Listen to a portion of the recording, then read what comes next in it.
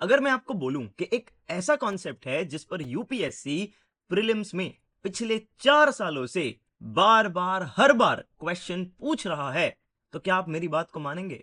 Hey guys, my name is Vibhu Gaur and I teach current affairs for UPSC.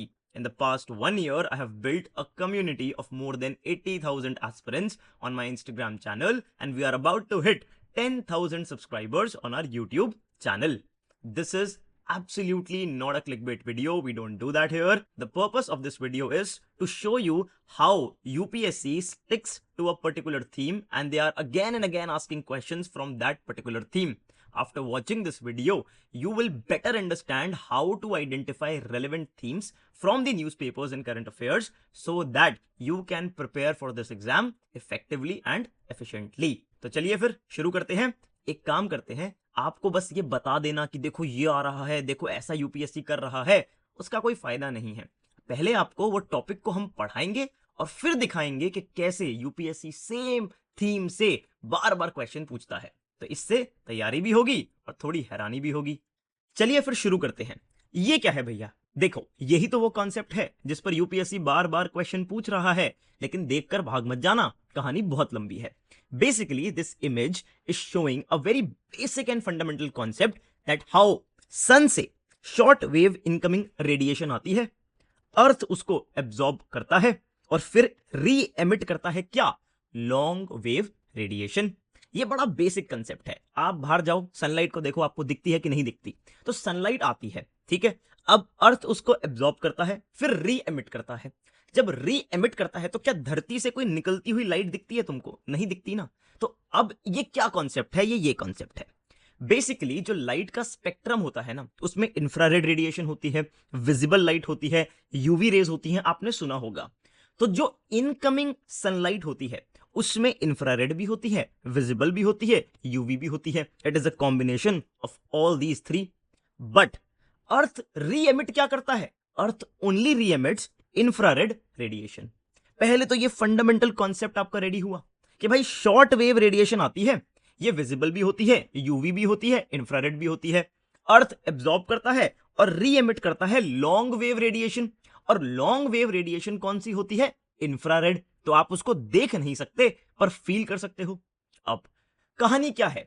हमारी time का, present time का सबसे बड़ा issue क्या है? It is the climate change. Global warming is the most critical issue that we are facing right now. Don't you think it is one of the most important themes in UPSC? How does this global warming phenomena works? Short wave radiation आती है, long wave infrared reemit होती है। या तो वो भाग जाए, बहुत बढ़िया, भाग गई, पर what we have are greenhouse gases in the atmosphere. Green house gases का आप सिंपल कॉन्सेप्ट पढ़ते हैं, उसमें आप बड़ी बेसिक बात पढ़ते होंगे। ग्रीन हाउस गैसेस के टाइप्स क्या होते हैं? कार्बन डाइऑक्साइड होती है कि नहीं होती? CO2, methane. Also water vapour भी तो एक तरह का ग्रीन हाउस गैस है, यस या नो? ग्रीन हाउस गैस ही तो है वाटर वेपर। वो भी तो क्या करता है? जो ये इंफ्रारेड रेडिएशन वापस अर्थ री एमिट कर रहा है, इसको एब्जॉर्ब करता है। So CO2, methane, water vapor, they absorb, they trap this long wave infrared radiation और यही फिर हीटिंग इफेक्ट करता है। यही तो ग्लोबल वार्मिंग का कॉन्सेप्ट है। पहले मुझे ये बताओ, ये बात समझ आई? सिंपल शॉर्ट वेव रेडिएशन आई, लॉन्ग वेव इंफ्रारेड रेडिएशन बाहर गई, बहुत बढ़िया, उसको ग्रीन हाउस गैसेस ने ट्रैप कर लिया। तो क्या हुआ? एक हीटिंग इफेक्ट क्रिएट हुआ। हाँ जी, इतनी बात समझ आई। अभी हम इस कॉन्सेप्ट को और मैच्योर करेंगे, लेकिन सिर्फ इतने कॉन्सेप्ट को पढ़ के मैं आपको दो सवाल दिखाता हूं। UPSC 2023 with reference to the Earth's atmosphere, which one of the following statement is correct? The total amount of insolation received at the equator is roughly about 10 times of that received at the poles. अच्छा भाई, तुमने नापा था। Infrared rays constitute roughly 2/3 of the insolation. अच्छा जी। Infrared waves, हाँ जी, infrared जो अर्थ री emit करता है, are largely absorbed by water vapor that is concentrated in the lower atmosphere. सही स्टेटमेंट है कि नहीं है? क्या गलत है स्टेटमेंट में? वाटर वेपर भी तो एक तरह का ग्रीन हाउस गैस की तरह होता है। तो बस it absorbs the infrared waves that earth is री एमिटिंग और एक ग्लोबल वार्मिंग का फिनोमेना होता है, हमें देखने को मिलता है। सिंपल, डन, सी। ओके, 2024 जरा क्वेश्चन को देखो। हाँ जी, the atmosphere is heated more by incoming solar radiation than by terrestrial radiation एकदम गलत। इनकमिंग तो शॉर्ट वेव होती है जो अर्थ री एमिट करता है, उसको ग्रीन हाउस गैसेस ट्रैप करती हैं और वो हीटिंग इफेक्ट करता है। तो ये तो गलत हो गई। खैर इससे तो आंसर आपका डायरेक्टली आ गया, बिकॉज स्टेटमेंट 1 को 3 ऑप्शंस में सही बोला गया है। ठीक है, पर कोई बात नहीं, सेकंड स्टेटमेंट को भी देख लेते हैं।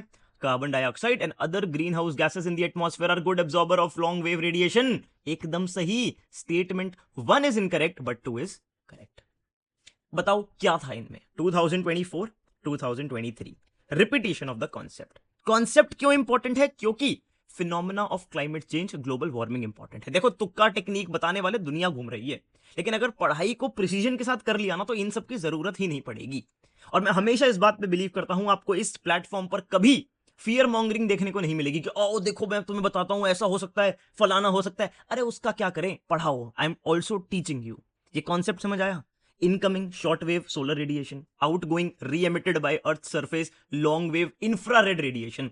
लाइट का कॉन्सेप्ट समझ आया? स्पेक्ट्रम क्या होता है? ठीक है, वापस कौन सी जाती है? इंफ्रारेड। आती कौन सी है? तीनों। ठीक है जी भैया, समझ गए। अब हमको क्लाइमेट चेंज को डिफीट करना है। ओके, क्लाइमेट चेंज को अगर डिफीट करना है तो ग्लोबल वार्मिंग से बचना पड़ेगा। क्लाइमेट चेंज, अर्थ का जो एटमॉस्फेयर है वो वार्म हो रहा है, उससे क्लाइमेट चेंज हो रहा है, जिसके कॉन्सिक्वेंसेस हैं। तो अगर हमने इस वार्मिंग को रोक दिया तो बात बन गई। पहले इस डायग्राम में देखो बिल्कुल बेसिक तरीके से कि वार्मिंग हो क्यों रही है। क्योंकि सोलर रेडिएशन आ रही है, फिर वो जा रही है, तो ये ग्रीन हाउस गैसेस चाचा बैठे हैं, ये ट्रैप कर रहे हैं, तो वार्मिंग हो रही है। तो बचने के 2 सोल्यूशन बताता हूं।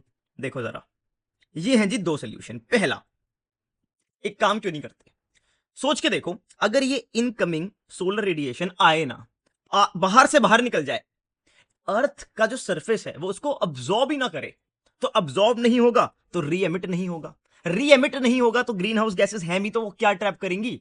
ट्रैप होगा नहीं तो हीटिंग कम हो जाएगी। तो पहला तरीका है, इनकमिंग जो सोलर रेडिएशन है उसको मैनेज करो।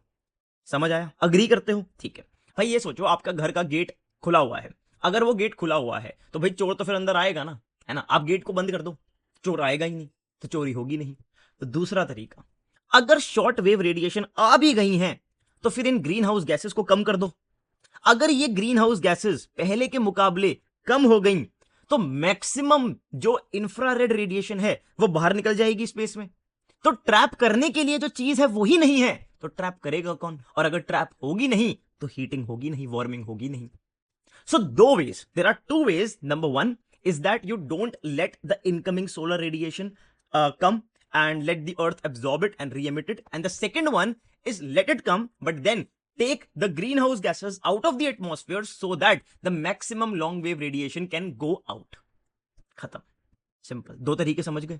अब इसको कैसे करें, ये करने के ऊपर इतना बड़ा डिस्कशन चलता है, लेकिन हम उसको ऑब्जर्व भी नहीं करते क्योंकि हम इस थीम को, इस टॉपिक को सोचते नहीं हैं। अच्छा, पहला तरीका, अगर मैं आपको बोलूं, एक काम करते हैं, स्ट्रेटोस्फेयर में जाकर एरोसॉल्स को स्प्रिंकल कर देते हैं। एरोसॉल्स होते हैं, स्ट्रेटोस्फेयर में जाकर उनको स्प्रिंकल कर दो, तो वो क्या करेंगे? जो इनकमिंग आपकी शॉर्ट वेव रेडिएशन है उनको रिफ्लेक्ट कर देंगे। यहां पर एरोसॉल्स हैं, स्ट्रेटोस्फेयर में आए, उल्टे चले गए। क्या बात है भैया, ये तो बहुत बढ़िया चीज आपने बता दी। इसको क्या बोलते हैं, मैं आपको दिखाता हूं कुछ नोट्स। देखो, इसको बोलते हैं stratospheric aerosol injection. It is a proposed method of solar geoengineering aimed at reducing global warming by reflecting sunlight back into space. It involves releasing reflective particles like sulfate aerosols into the stratosphere. आपको मालूम है volcanic eruption से भी जो sulphur release होता है वो भी एरोसोल्स फॉर्म करता है, जिससे टेम्पररी कूलिंग होती है। तो ये काम हम आर्टिफिशियली करना चाहते हैं। अब एक बात सोचो, मुझे सोच के बताना, अगर ये टॉपिक न्यूज में है, स्ट्रेटोस्फेयर में एरोसोल डालना है, तो क्या हमको ये तो डिसाइड करना पड़ेगा ना कि स्ट्रेटोस्फेयर तक जाया कैसे जाए। पहले ट्रोपोस्फेयर होता है, फिर स्ट्रेटोस्फेयर होता है, प्लेन्स फ्लाई करते हैं स्ट्रेटोस्फेयर में। अब एक बात बताओ, प्लेन से जाना है तो एज अ ब्यूरोक्रेट आप पॉलिसी बना रहे हो तो आप चैलेंजेस को तो एनालाइज करोगे ना। तो आप सोचोगे कि यार पोलर रीजन्स में तो ये काम करना आसान है, ये बार बार न्यूज में आता है। क्यों आसान है पोलर रीजन्स में स्ट्रेटोस्फेरिक एरोसॉल इंजेक्शन करना? सोच के बताओ। Because the level of troposphere is low in the polar regions. ये आप ज्योग्राफी में पढ़ते हो। और इक्वेटर जो हमारे, जहां पे हमारी कंट्री फॉल करती है, वहां पे स्ट्रेटोस्फेयर इतना ऊपर है क्योंकि ट्रोपोस्फेयर बड़ा है। सो ये जो प्रैक्टिस है ये करना बहुत मुश्किल है। अब मुझे बताओ, अगर आपको ये कॉन्सेप्ट आपने पढ़ा है तो इस क्वेश्चन को जरा देखो। UPSC 2024, thickness of the troposphere at the equator is much greater as compared to the poles. बिल्कुल सही। At the equator heat is transported to great heights by strong convectional currents. Absolutely correct. Answer क्या हो गया? Both statement 1 and 2 are correct, and that is why because the heat is transported to great heights by strong convectional currents, that is why the thickness of the troposphere is greater at the equator। तो answer क्या हो गया? Both statement 1 and 2 are correct, and statement 2 explains statement 1। खत्म। अब समझ आया ये question क्यों आया था? ये स्टैटिक का क्वेश्चन तो था, माना, पर इसका लॉजिक भी था। रिलेटेड कॉन्सेप्ट तो है ना, ये तो मानोगे, कहानी तो वही चल रही है। अच्छा, उसके अलावा क्या कर सकते हैं? ये तो एक बात हुई। उसके अलावा भी देयर आर डिफरेंट वेज जिससे हम ये इनकमिंग शॉर्ट वेव रेडिएशन को बाहर से बाहर निकाल सकते हैं। एग्जाम्पल, आप ये देखो, स्पेस बेस्ड रिफ्लेक्टर्स। भाई स्पेस में मिरर लगा दो, आएगी वहीं से निकल जाएगी। सरफेस एल्बेडो एनहांसमेंट, यानी कि शाइनी सरफेसेस बनाओ। आइस क्या करती है? आइस का एल्बेडो होता है ना कि वो रिफ्लेक्ट कर देती है सनलाइट को, तो हीटिंग नहीं होती। तो ऐसा काम करो जिससे क्या होगा? It involves increasing the reflectivity of earth surface by altering land cover और मटेरियल्स। ठीक है, उससे क्या होगा? जो शॉर्ट वेव रेडिएशन आई, अब्जॉर्ब हुई नहीं, एब्जॉर्ब होगी नहीं, तो लॉन्ग वेव रेडिएशन जाएगी नहीं, तो हीटिंग होगी नहीं। खत्म। ठीक है जी, ये डिफरेंट डिफरेंट वेज हैं। चलो अब जरा दूसरे वे पे आते हैं। ये तो एक वे हो गया। अभी इसमें एक कॉन्सेप्ट है जो मैंने अभी छोड़ा है, अभी आपको बताता हूं। दूसरा कॉन्सेप्ट क्या है? दूसरा कॉन्सेप्ट ये है कि भाई जो ये ग्रीन हाउस गैसेस थी, इनको आप कम कर दो। ये होंगी नहीं तो ट्रैप करने के लिए कोई होगा नहीं, तो वार्मिंग होगी नहीं। Now how to reduce the greenhouse gases? Simple सी बात है, या तो खींच लो उन्हें, इधर आओ, नीचे आओ। Now how do you do it? There are various techniques. One of the techniques is direct air capture. ये देखो, direct air capture. It is a technique used for carbon sequestration, often referred to as direct air carbon capture and sequestration. This process involves removing carbon dioxide directly from the atmosphere. कैसे होता है, क्या होता है, आपको नहीं जानना। आपने कार्बन डाइऑक्साइड खींच ली, अब उस कार्बन को आप यूज कर लो। अच्छा, और बताना किस तरीके से हम कार्बन को निकाल सकते हैं? What you can do? You can do ocean fertilization. आपने भाई क्या किया? डंप किया iron and other nutrients into the oceans to promote algae growth. वो एब्जॉर्ब करेंगे CO2। ऐसे क्रॉप्स आप ग्रो करो जो CO2 को एब्जॉर्ब करें। इकोसिस्टम कंजर्वेशन करो, फॉरेस्ट, मैंग्रोव, ये सब आप पढ़ते हो। तो ये तरीके हैं। ठीक है, दूसरा तरीका, आप ग्रीन हाउस गैसेस को जाने ही मत दो, जिसके ऊपर सारी चर्चा होती है, दैट आप भाई रिन्यूएबल्स की तरफ शिफ्ट करो, एफिशिएंसी प्रमोट करो, आप कम ये खर्चे करो फॉसिल फ्यूल्स के। इसी में एक मेथड है जो एग्जाम में आ सकता है, उसको बोलते हैं अमाइन स्क्रबिंग। इतना समझ लो, what is amine scrubbing? It is a carbon capture technology that uses chemical solvents, particularly amines. Amines क्या करते हैं? जो आपके भाई ये गैस स्ट्रीम्स होती हैं, जो पावर प्लांट्स होते हैं, जो CO2 निकल रही है उसको वहीं कैप्चर कर लेंगे, जाने ही नहीं देंगे एटमॉस्फेयर में। ठीक है, सो ये वैसा प्रोसेस होता है। डिटेल में जाने की जरूरत नहीं है, और उसके लिए ये वीडियो है भी छोटी, बट हाँ, आप इसका नाम जरूर याद रखना, क्योंकि अगले साल शायद इस पर क्वेश्चन आ जाए, अमाइन स्क्रबिंग। उसके अलावा obviously reduce the consumption of fossil fuels, transition to renewables, those are methods that you read in the newspapers. तो दो तरीके हो गए। एक तो भैया क्या, यहीं पर रोक दो। दूसरा, ग्रीन हाउस गैसेस को हटा दो, या तो कैप्चर कर लो या रिलीज ही मत करो। अच्छा, 2025 डायरेक्ट एयर कैप्चर पे क्वेश्चन आता है। With reference to the direct air capture, an emerging technology, which of the following statements are correct? It can be used as a way of carbon sequestration. It can be a valuable approach for plastic production and in food processing. In aviation, it can be a source of carbon for combining hydrogen to create synthetic low carbon fuel. इसका answer आप मुझे comment section में बताएंगे। ये recent question है, इसका answer मेरे को कमेंट सेक्शन में जरूर बताना है। बड़ा सिंपल क्वेश्चन है वैसे। स्टेटमेंट 1 तो करेक्ट है, 2 और 3 के बारे में सोचो, क्या कार्बन यूज हो सकती है? अगर समझ गए तो आंसर आ गया। ठीक है जी, चलो। तो अब मुझे आप एक बात बताओ, क्या सेम कॉन्सेप्ट के अराउंड क्वेश्चन नहीं आ रहे? अरे नहीं भैया, ये तो देखो स्टैटिक क्वेश्चन है, ये स्टैटिक है, ये तो स्टैटिक ज्योग्राफी है। यूपीएससी इस थीम पर फोकस नहीं कर रहा, आप तो यूं ही बोल रहे हो। हाँ हाँ, एक डायरेक्ट एयर कैप्चर पे क्वेश्चन आ गया तो क्या? अच्छा रुको, चलो। अब मैंने आपको 2 कॉन्सेप्ट्स बताए थे, ठीक है? या तो आप रोक दो, या आप यहां पर जो ये लॉन्ग वेव रेडिएशन जा रही है इसको ट्रैप मत होने दो।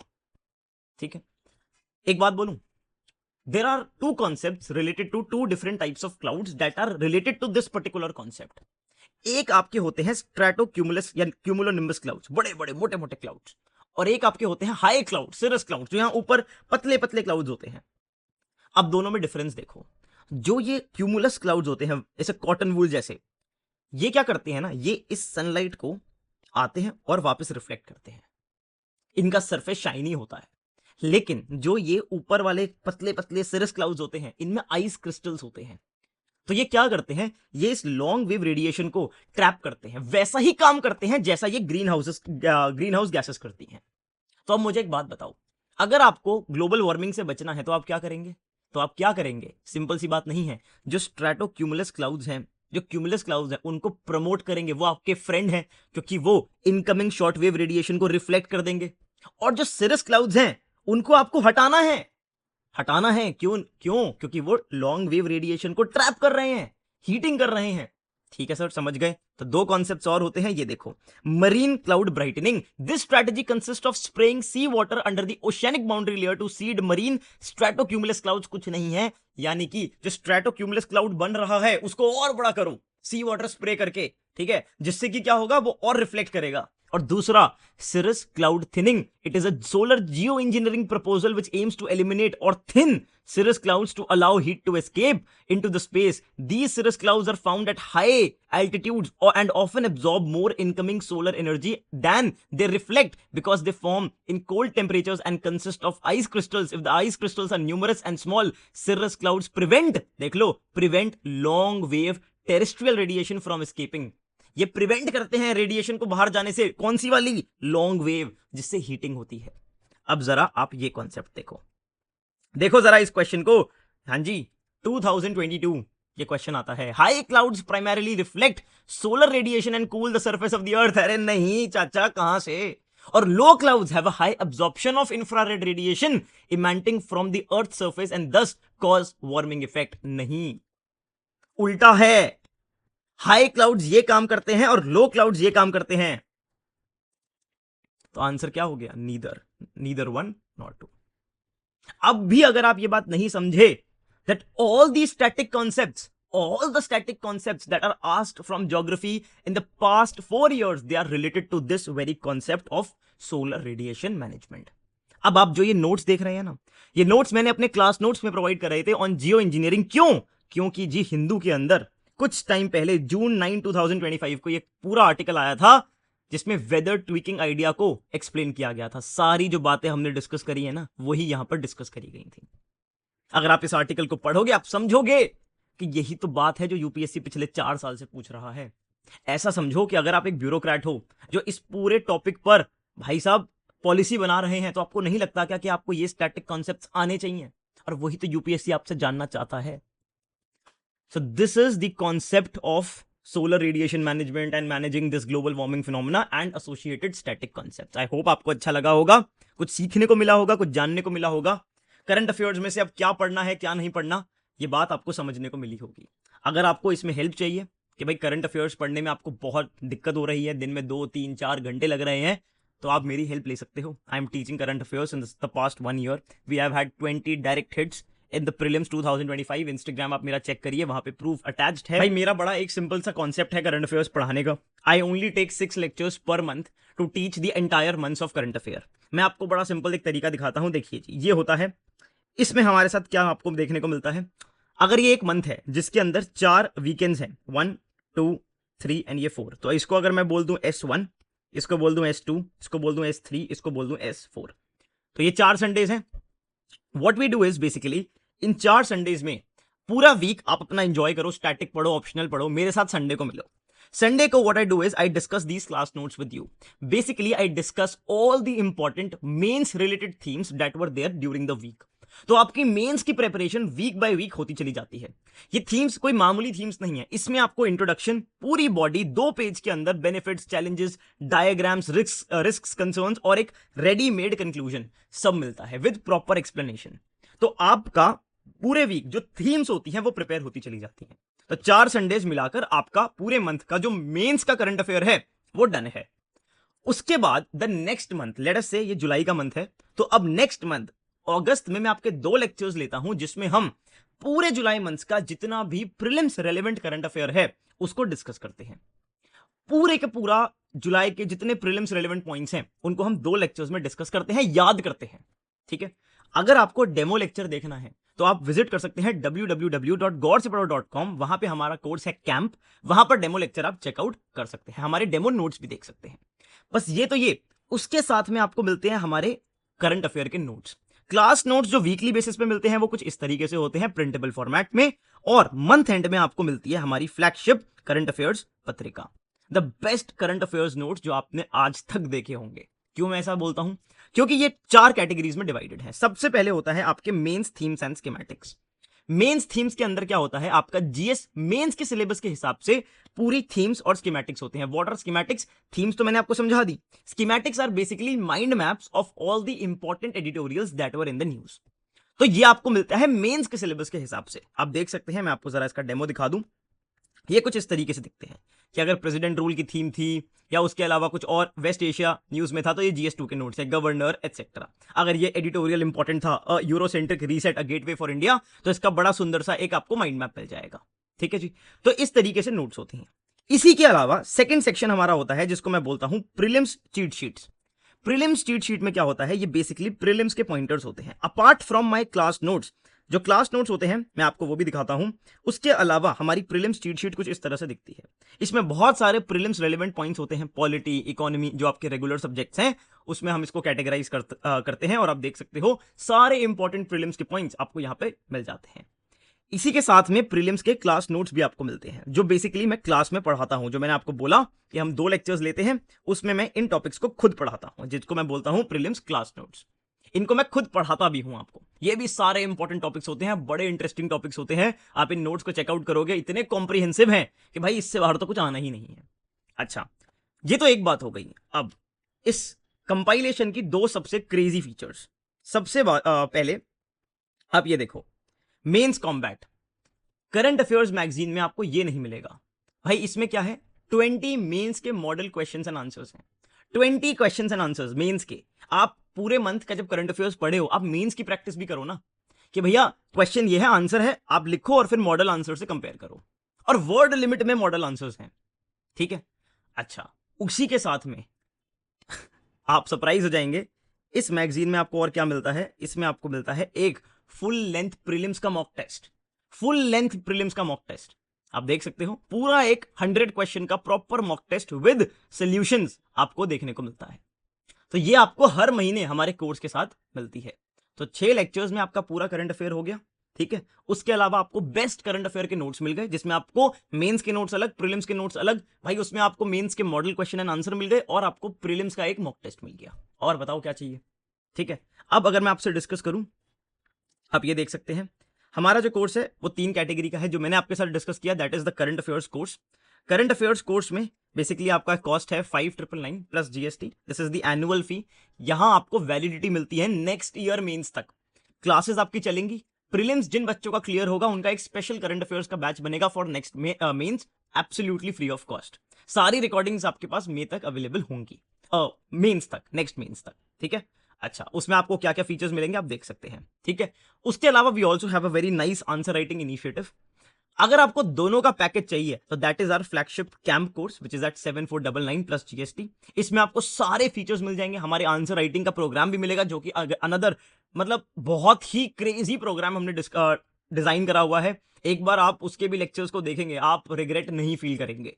साथ ही में इसमें मेंटोरशिप भी मिलती है। मेंटोरशिप में हमारे मंथली कुछ सेशंस होते हैं, ग्रुप सेशंस, और उसी के साथ में एक प्राइवेट व्हाट्सएप कम्युनिटी है, जहां पर हर स्टूडेंट के पास मेरा पर्सनल कॉन्टैक्ट नंबर भी है। तो ये भी इस पैकेज का एक एसेंशियल फीचर है। ठीक है। अच्छा, उसी के साथ में अगर आपको इंटरेस्ट है इस कोर्स में आने का, लेकिन आपको थोड़ा हेजिटेशन हो रही है कि यार कैसे होगा क्या होगा, तो आप हमारी वेबसाइट पे जाइए, gaursepadho.com। डिस्क्रिप्शन में आपको लिंक मिल जाएगा। भाई एक बड़ी क्रेजी बात है, हम लोग बोल्डली एक बात लिखते हैं that we have a 100% refund policy. आपको ना पसंद आए, 1 हफ्ते के अंदर आपके पैसे रिफंड। कोई बात नहीं, नहीं अच्छा लगा, 100% no question asked refund policy. अगर कोई भी डाउट है आप इस नंबर पे कांटेक्ट कर सकते हैं 9870129055, और या फिर आप इस वेबसाइट पर विजिट कर सकते हैं www.gaursepadho.com। ठीक है जी।